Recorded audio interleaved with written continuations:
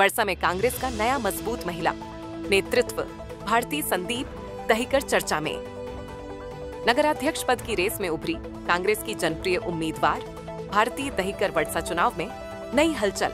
कांग्रेस ने बढ़ाया महिला नेतृत्व पर फोकस, महिला शक्ति का उदय।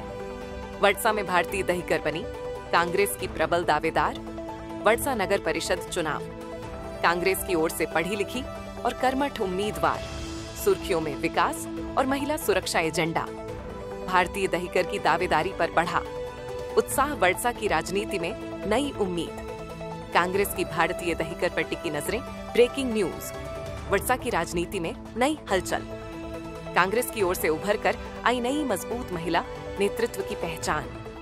वर्षा नगर परिषद चुनाव से ठीक पहले कांग्रेस पार्टी में एक नया जनसंपर्क वाला चेहरा चर्चा में है।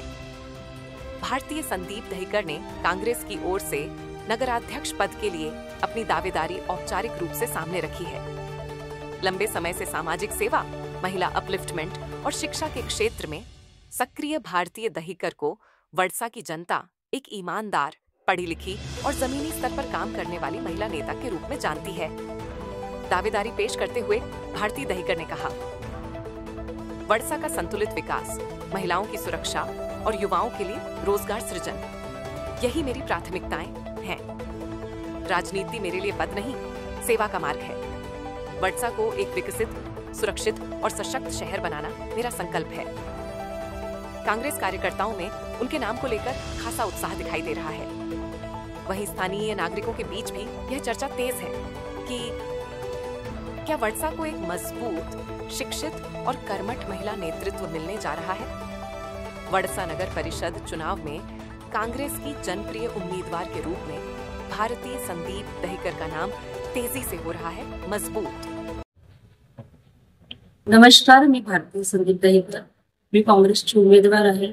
मला गावकऱ्यांकडून सहकार्य मिळाल्यामुळे मी या प्रचारात उभी राहण्याचा प्रयत्न करत आहे। मला काँग्रेसकडून तिकीट दिली तर नक्कीच मी गावाचा विकास करेन, पण सगळ्याची मन जिंकते आणि मी जे प्रयत्न करायचे परिपूर्ण माझ्याकडनं करेन। आणि गावकऱ्याकडनं सहकार्य असल्यामुळे, मी महिला राखीव असल्यामुळे मी ह्या पक्षातर्फे उभे राहण्याचा प्रयत्न करते नगराध्यक्षासाठी। दहिकर मॅडम, कोणकोणते विकास मुद्दे लक्षात घेऊन आपण हे निवडणूक लढवू इच्छिता?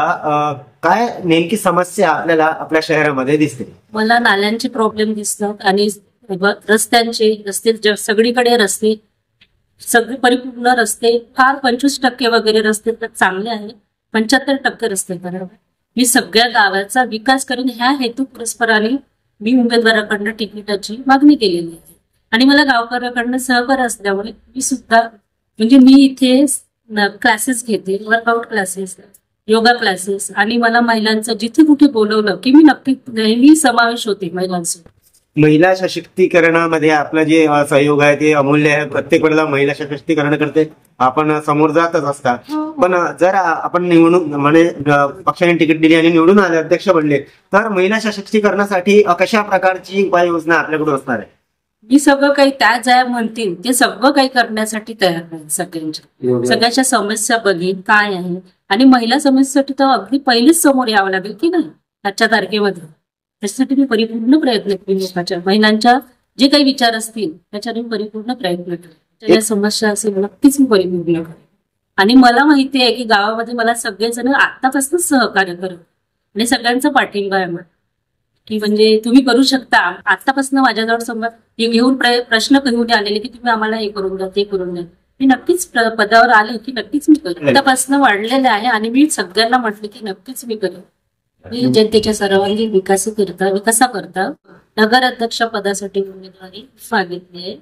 जर पक्षाने मला तिकीट दिले तर मी वर्षा शहराच्या सर्वांगीण विकासाकरिता सदैव अग्रेसर राहणार, विकासाच्या कामाकरिता कटिबद्ध राहणार आहे। आणि म्हणून येत्या 2 तारखेला जे मतदान होणार आहे, जर पक्षाने मला तिकीट दिली तर मी मायबाप जनतेला एक विनंती करते की माझ्या पाठीशी खंबीरपणे उभं राहावं आणि मला आपला बहुमूल्य मत प्रचंड बहुमताने विजय करा।